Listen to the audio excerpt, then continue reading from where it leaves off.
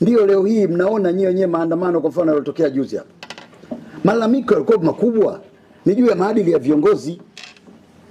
Au hamjasikia? Maana labda mwenzetu hapa mnaishi ndani ya nyumba tu. Hapo ya juu ya mtaani. Tunalalamikiwa viongozi. Kuna mtu mmoja kule anaitwa Ali Edha. Ana petrol station zake za Lake Oil. Zimechomwa zile kwa sababu zinasema za Liziwani. Zimechomwa zaidi ya 92 kanambia.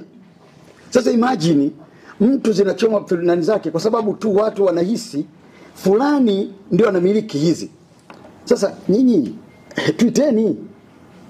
Anzeni na mimi waziri wenu. Niiteni hapa, niulizeni bwana Liziwani hebu tuite. Lakini wakati huo mnapoita kwa sababu mnajua hakuna mwizi anayekubali kwamba mimi ni mwizi, si ndio? Tafuteni ushahidi. Njooni hapa baada ya kuniita hapa, iteni press conference hapo, semeni tumemwita Waziri Ridhiwani Kikwete, tumemuoji na tumejiridhisha kwamba katika hili hahusiki au katika hili anahusika. Waambieni sasa walio na ushahidi wa ziada waulete. Ndivyo mtaisaidia serikali.